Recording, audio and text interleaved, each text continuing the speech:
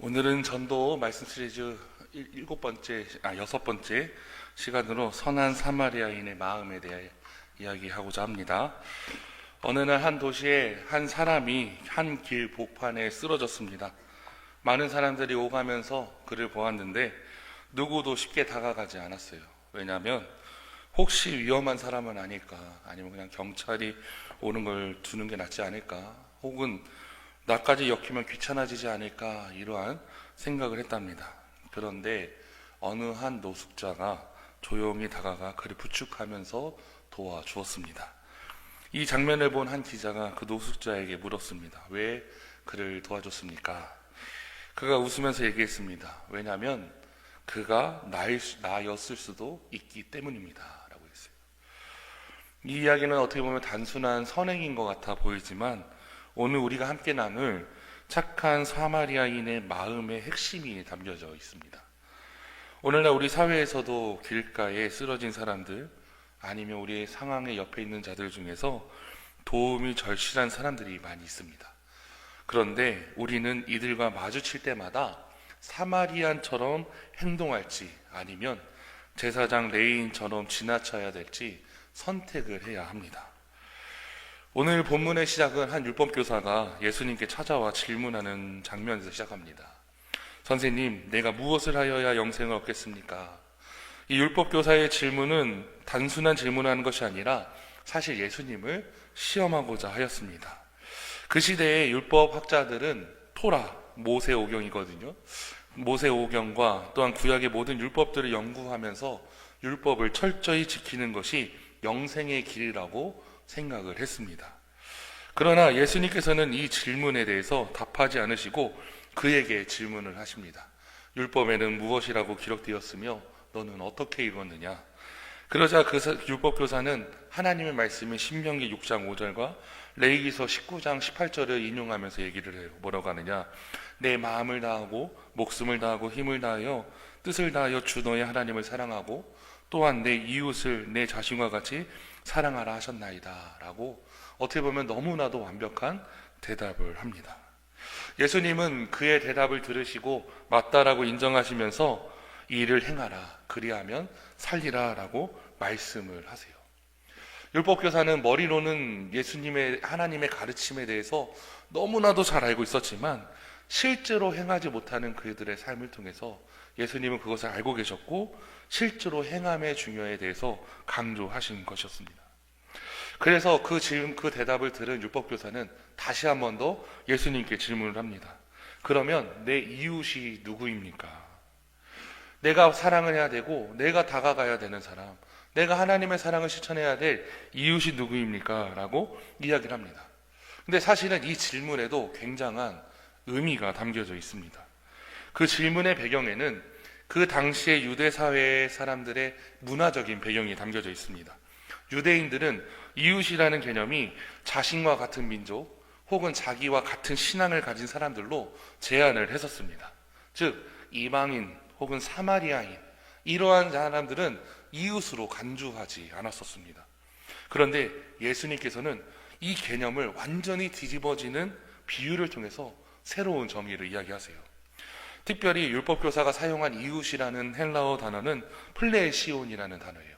이것은 가까이 있는 사람, 나와 같은 정치색, 나와 같은 생각, 동일한 신앙, 아니면 배경을 가진 사람들만을 이웃이라고 얘기를 했었는데 예수님은 그렇게 얘기한 것이 아니라 내가 이웃에게 다가가야 되는 것이 아니라 내 이웃이 누군지 찾아보고 너가 먼저 다가가야 됨을 강조를 하십니다. 예수님은 이 단어의 의미를 확장을 하세요. 도움이 필요한 모든 사람들이 이웃이다. 하나님의 사랑이 필요한 모든 이들에게 다가가서 하나님의 사랑을 실천해야 됨을 강조하십니다. 이것은 사실 전도를 하는 데 있어서 하나님의 사랑을 전해야 되는 우리들에게 있어서 굉장히 중요한 태도입니다. 많은 성도님들이 전도를 진짜 어렵게 생각하십니다.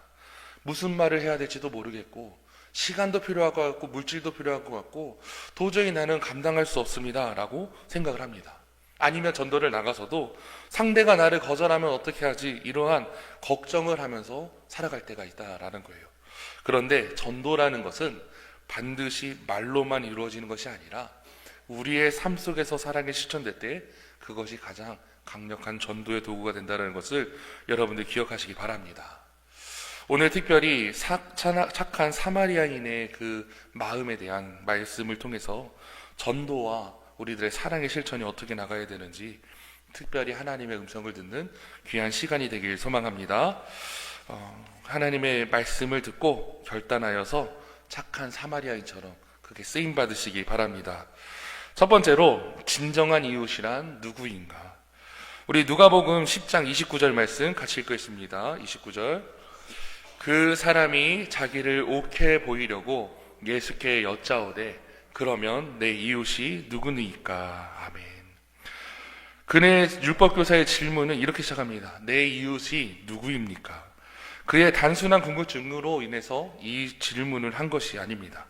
그는 사실 누구까지 사랑해야 되는지 그 경계를 짚고 싶어 했습니다. 이 사랑은 내 이웃에게만, 그리고 저 사람은 내 이웃이 아니야 라고 판단한다라는 거죠. 우리 가족이니까 가족은 사랑하고 이웃은 가족이 아니니까 사랑하지 않는다라는 거예요. 우리 교회 공동체는 우리 교인이니까 사랑하고 다른 교회 사람들하고는 싸워도 된다라는 단순한 생각을 한다라는 겁니다. 그런데 중요한 것은 사랑을 실천할 대상을 최소한으로 제한하는 그러한 잘못된 행동이 아니라 예수님은 뭐라고 하시냐? 그렇게 이웃을 규정짓는 것 자체가 잘못된 것이고 내가 누구의 이웃이 되어야 될 것인가 고민해야 한다라고 말씀을 통해 가르쳐 주십니다. 예수님께서 들려주신 이야기는 우리 권사님들도 잘 아시는 이야기입니다. 어떤 사람이 예루살렘에서 여리고로 가다가 강도를 만나 옷을 뺏기고 심하게 맞아 거의 죽게 되었습니다. 그런데 마침 그 길을 지나가던 제사장과 레위인들이 있었습니다. 이들은 하나님을 섬기는 거룩한 사람들이었고 율법도 잘 알고 실천해야 할 위치에 있었던 사람들입니다. 그런데 그들은 강도 만난 사람을 보고도 그냥 지나쳐 버렸습니다. 우리 본문 누가복음 10장 31절 32절 말씀 같이 읽어보겠습니다. 마침 한 제사장이 그 길로 내려가다가 그를 보고 피하여 지나가고 또 이와 같이 한 레위인도 그곳에 이르러 그를 보고 피하여 지나가되. 왜 그들은 그냥 지나쳤는지 이것이 사실 중요합니다. 첫째로는 율법적인 정결 규정 때문에 그것을 지키기 위해서였을지도 모릅니다. 유대 율법에서는 시체를 만지면 부정하다라고 합니다. 제가 예전에 이제 사역을 했을 때 이제 장례 예배를 간 적이 있었습니다. 장례 전도사 때 장례를 갔었는데 이제 부목사님께서 장례 이렇게 집례를 하시고 나셔서 이제 운관을 하셔야 되는데 사람이 한 명 모자랐어요. 한 남자분들이 한 5명까지 그리고 부목사님까지 해서 6분이어서 6명이서 이렇게 들면 되겠구나 이 생각을 했는데 목사님께서 끝까지 운구를 안 하시는 거예요. 그래가지고 이제 아무튼 4명이서 이렇게 옮기고 나서 다 끝난 다음에 돌아가는 길에 여쭤봤습니다. 목사님 왜 아까 운구 안 도와주셨어요? 물어보니까 그 목사님께서는 사실 이제 저희 감리교 계통이 아니라 장로교 계통에서 이제 공부하셨던 목사님인데 이 율법 그대로 생각을 하신 거예요. 시신을 가까이 하면 안 된다라고 생각하시고. 그래서 그걸 보면서 아 그렇구나라고 그냥 이렇게 생각을 했습니다. 근데 아무튼 그 정도로 레위인들, 제사장들은 시신을 만지는 것 자체가 하나님의 말씀 가운데 부정하다라는 규정이 있었다라는 거예요. 그러니까 레위인도 그렇고 제사장도 그렇고 아마도 이 사람을 도와주기 위해서는 분명히 접촉이 있어야 될 텐데 분명히 이 사람이 만약에 죽은 상태라면 자신이 뭡니까? 부정한 상태가 된다라는 거죠. 그렇기 때문에 그들의 마음속에는 하나님의 사랑을 실천하는 것도 중요하지만 많은 가르침이 있었지만 율법을 지키는 것이 중요하다라고 생각했기 때문에 그냥 지나쳤을지도 모릅니다. 둘째로는 자신의 안전과 편의 때문에라고도 생각할 수 있습니다. 강도들이 아직도 주변에 숨어 있을지도 모르는 상황일지도 모릅니다. 그러니까 그곳에서 머물러서 도움을 준다라는 것은 사실 위험한 일이었다라는 거죠. 혹시 급한 일이 있었거나 그냥 귀찮아서 모른 척 했을지도 모릅니다. 자신의 안전을 위해서죠. 또한 마지막으로 세 번째는 그들의 신앙이 형식적이었기 때문이었다라는 거예요. 제사장과 레위인들은 성전에서 하나님을 섬기는 것에는 열심히 했지만 정작 삶 속에서는 하나님의 마음으로 실천하지 않았습니다. 신앙이 지식으로만 머물러 있고 행동으로 이루어지지 않았기 때문에 그 신앙은 죽은 신앙이나 마찬가지였습니다. 중요한 것은 이러한 점들이 우리의 삶 속에는 있지 않은가 여러분들 돌아보시기 바랍니다.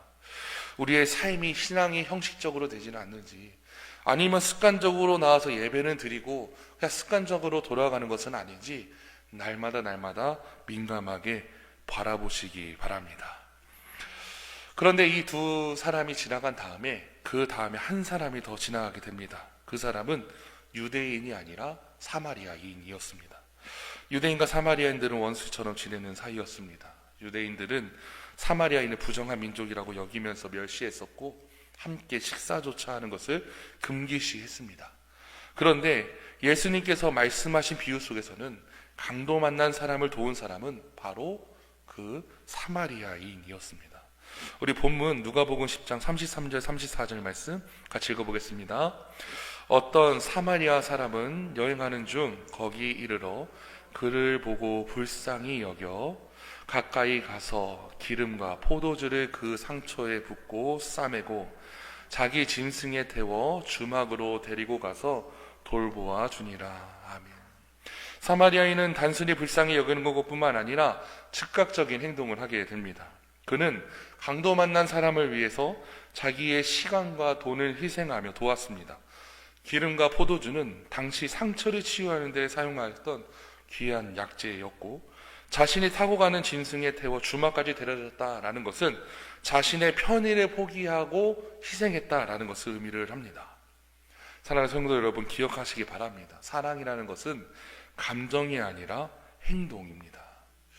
여기서 예수님께서 사용하신 비유를 통해서 말씀하신 표현 중에 하나가 굉장히 중요한데, 바로 사마리아인이 강도 만난 사람을 보고 불쌍히 여겼다라는 단어입니다. 여기서 불쌍히 여기다라는 단어는 에스플랑크 니스테인데, 이 단어는 단순히 동정하는 것이 아니라 창자가 뒤틀릴 정도로 깊은 연민을 느낀다라는 거예요. 사랑을 한다라는 것이 단순히 안타깝다라는 이런 마음이 아니라 창자가 뒤틀린대요. 여러분들 혹시 전도를 나가는 데 있어서, 하나님의 사랑을 실천하는 데 있어서 창자가 뒤틀릴 정도로 사랑하신 적 있으십니까? 사실은 저는 아내를 너무 사랑하지만 창자가 뒤틀릴 정도로 사랑하냐 묻는다면 그 정도는 아닌 것 같아요. 사실 아무튼 많이 사랑하지만, 근데 예수님이 우리를 보시면서도 그렇게 얘기하시고 비유로도 얘기를 하는 거예요. 사마리아인이 그 사람을 보면서 창자가 뒤틀려 속이 너무 아플 정도로 얼마나 화가 났으면, 얼마나 안타까웠으면, 얼마나 그 영혼이 불쌍했으면 그러한 마음을 얻는가. 성경에는 예수님께서 사람들을 보셨을 때 이 표현이 많이 담겨져 있습니다. 마태복음 9장 36절에는 예수님께서 굶주린 무리를 보시고 불쌍히 여기시니, 이 단어도 똑같은 단어예요. 그 굶주린 영혼들을 보면서 창자가 뒤틀릴 정도로 하나님은 불쌍히 여기시는 마음이 있었다. 또 마태복음 20장 34절에 보면 눈먼 사람도 불쌍히 여기셨다. 여기서 불쌍한 단어도 창자가 뒤틀린 단어고, 또 누가복음 7장 13절에도 보면 과부가 이제 장래 아들이 죽어서 장례하는 그 장면을 보면서 예수님께서 너무 불쌍히 여겼다. 이 단어도 창자가 뒤틀린다라는 뜻이에요. 즉 너무나도 불쌍히 여기고 너무나도 사랑하는 마음이 마음속에서 그 창자가 뒤틀릴 정도로 너무 사랑했다라는 표현입니다. 즉 사마리아인의 사랑과 예수님의 사랑은 사실 닮은 사랑이었습니다. 사랑하는 성도 여러분, 기억하시기 바랍니다. 진정한 이웃은 사랑을 실천하는 사람입니다. 예수님께서는 이 비유를 얘기하세요. 비유를 얘기하신 다음에 율법교사에게 질문하십니다. 내 생각에는 이 사람 중에서 누가 강도 만난 자의 이웃인 것 같냐? 그런데 이 얘기를 들었을 때 결국 율법교사는 뭐라고 얘기했느냐? 얼마나 고집이 세냐면 자비를 베푼 자입니다 라고 해요. 사마리아인이라는 단어조차 담지 않고 자비를 베푼 자입니다. 차마, 왜냐하면 자기 입에서 사마리아인이라는 단어가 나오는 게 너무나도 수치스러웠고 너무 화가 났었던 거죠. 중요한 것은 진정한 이웃은 사랑을 실천하는 사람이라는 것을 결국 인정할 수밖에 없었습니다. 그런데 예수님께서는 거기서 끝나시는 것이 아니라 가장 중요한 말씀을 하십니다. 가서 너도 이와 같이 하라. 예수님께서는 우리가 이웃의 범위를 따지지 말고 사랑을 실천하는 사람이 되라고 강력하게 말씀하십니다. 사랑하는 성도 여러분, 오늘 여러분들의 이웃이 누구인지 생각해 보시기 바랍니다. 또 우리는 누구의 이웃이 되어 수 있는지 생각해 보시기 바랍니다. 우리의 일상 속에서 만난 어려움을 당한 사람일 수도 있고, 경제적인 어려움을 겪고 있는 옆에 있는 사람일 수도 있고, 육체적으로 혹은 정신적으로 아파하는 사람들, 외로움 속에 있는 누군가가 우리의 이웃이 될 수 있습니다. 그렇다면 하나님께서는 우리가 이웃이 누구인지 따지는 것보다 먼저 우리가 이웃을 되어 주기를 원하신다라는 것을 기억하시며, 날마다 참된 이웃이 되는 저와 여러분 되시길 주님의 이름으로 축원을 드립니다. 두 번째로, 사랑의 실천은 전도의 문이 열리게 됩니다. 전도 이야기를 하면 너무나도 부담스러워하죠, 성도님들이. 근데 중요한 것은 말로만 하는 것이 아니라, 말주변이 없어도 할 수 있는 것이 무엇이냐? 전도입니다. 바로 사랑의 실천이라는 거예요. 오늘 본문에서 사마리아인은 복음에 대해서 이야기를 한마디도 하지 않습니다. 하나님이 이렇게 사랑하라 하셨고 그래서 내가 당신을 도와준 겁니다, 이러한 얘기 하지 않아요. 그냥 몸으로 철저하게 어떻게 하냐? 사랑을 보여주었습니다. 그는 사랑의 행동을 통해 하나님의 마음을 전하게 되었습니다. 그 결과 강도 만난 사람에게 가장 강력한 메시지가 된 것은 그의 따뜻한 말이 아니라 직접 손을 내밀어 돕는 행동이었다라는 거예요. 이처럼 사랑의 실천은 정말로 강력한 전도의 도구가 될 수 있음을 여러분들 기억하시기 바랍니다. 사마리아인은 강도 만난 사람에게 도울 때 그에게 아무런 조건도 달지 않았습니다. 이 사람이 내게 무엇을 보답할 수 있는가 고민하지 않았고, 이 사람은 내 민족과 같은 사람이 아닌데, 같은 유대인인가, 이러한 사마리아인인가 이렇게 따지지도 않았습니다. 나는 바쁜데 시간이 될까 이렇게 고민하지도 않았고, 단지 눈앞에 도움이 필요한 사람이 있었기 때문에 돕기로 결정을 했습니다. 이러한 모습들은 바로 예수님께서 우리에게 보여주신 복음의 정신과 많이 담겨져 있습니다. 예수님께서는 우리들을 사랑하실 때 우리에게 아무 조건을 걷지 않고 사랑하셨습니다. 우리가 하나님을 찾기도 전에 하나님은, 우리가 하나님께 순종하기도 전에 하나님은, 우리가 무엇을 할 수 있기도 전에 하나님은 예수님을 통해 우리를 먼저 사랑하셨습니다. 로마서 5장 8절에 보면 이렇게 쓰여 있습니다. 같이 읽겠습니다. 우리가 아직 죄인 되었을 때에 그리스도께서 우리를 위하여 죽으심으로 하나님께서 우리에 대한 자기의 사랑을 확증하셨느니라. 아멘. 우리를 위해 죽으심으로 우리를 향한 하나님의 사랑을 철저하게 보여주셨습니다. 이 사랑이 우리에게 전해졌고, 이제는 우리는 예수님이 우리를 사랑하신 것처럼 이웃에게 하나님의 사랑을 실천하라 라고 말씀을 통해 이야기하신다라는 거예요. 특별히 열심히 하나님의 사랑을, 복음을 전하는 축복의 통로가 바로 저와 여러분 되시기에 주님의 이름으로 축원을 드립니다. 전도라는 것은 말보다는 행동이 중요합니다. 우리는 전도를 논리적인 설득이라고 생각을 해요. 누군가에게 어떻게 논리적으로 설득을 해서 그 사람을 어떻게든지 완벽하게 변증시켜가지고 알게 해가지고 교회에 등록시켜야 된다라고 생각하는데, 사랑이라는 것은 그런 게 아닙니다. 단순히 복음 증거할 때, 정말로 진심을 사랑해 줄 때, 조건 없이 그를 섬길 때, 그 사랑에서 우리는 하나님의 따뜻한 마음을 전해줄 수 있게 됩니다. 강도 만난 사람을 향한 사마리아인의 행동은 단순한 선행이 아니라 하나님의 사랑이 실제적으로 드러난 순간이었습니다. 오늘날에도 사랑의 실천이 가장 중요한 전도의 방법이라는 것을 여러분들 기억하시고 열심히 복음 전파하시기 바랍니다. 우리들이 하나님의 나라를 확장하기 위해 열심히 사랑의 실천을 할 때 하나님께서 제일 기뻐하십니다. 예수님께서도 이 땅에서 복음을 전하실 때 단순히 말씀만을 가르치신 것이 아니라 사랑으로, 행동으로 실천하시면서 전도하셨습니다. 배고픈 자에게는 먹을 것을 주셨고, 눈먼 자에게는 눈을 뜨게 하셨고, 병든 자에게 고치시고, 세리와 죄인들과 함께 식사하셨고, 버림받은 자들에게 다가가 위로하셨습니다. 이것은 예수님께서 먼저 사랑을 보여주셨기 때문에 사람들은 그분의 말씀을 따라갈 수 있었다라는 거죠. 오늘날도 마찬가지입니다. 우리의 삶이 사랑의 실천을 먼저 한다면 그 사랑을 통해 많은 영혼들이 돌아올 줄 믿습니다. 우리의 사랑의 실천이 복음의 문을 연다라는 것을 기억하시기 바랍니다. 조선 초기에 하나님의 사랑을 실천한 선교사님이 계십니다. 주님의 명령에 순종해서 한국에 가서 많은 사람들의 목숨을 구했었던, 그리고 또 목숨을 바쳤었던 분이 있는데, 그분이 바로 제임스 홀, 로젠타 홀 선교사 부부입니다. 로젠타 선교사가 여자분인데, 로젠타 선교사가 먼저 한국에 들어왔습니다. 로젠타 선교사는 한국에서 세계 최초로 의과대학이었던 펜실베니아 여자의과대학을 졸업한 분인데, 이 분께서 뉴욕에서 이렇게 태어나서 신앙생활을 하는데 하나님의 음성을 듣습니다. 조선이란 땅에 여자 의사가 필요하다. 이 말 한마디를 듣고 조선이란 땅이 어디 있는지도 모르는데 배를 타고 한국을 들어오게 됩니다. 그때가 1890년도였습니다. 그런데 로젠타 선교사와 함께 선교의 꿈을 가지고 있었던, 뉴욕에서 의료 선교를 하려고 했었던 윌리엄 제임스 홀 선교사도 너무 사랑하는 그녀가 한국으로 떠나니까 결혼도 하지 않고 1년 뒤 한국으로 오게 됩니다. 그래서 한국에서 처음으로 서양식 결혼식도 하면서 행복한 가정을 이루게 됩니다. 1992년에 결혼식을 하고 윌리엄 홀 선교사는 부부와 같이 평양 선교 개척입자로서 책임자로 임명받아서 평양에서 선교를 합니다.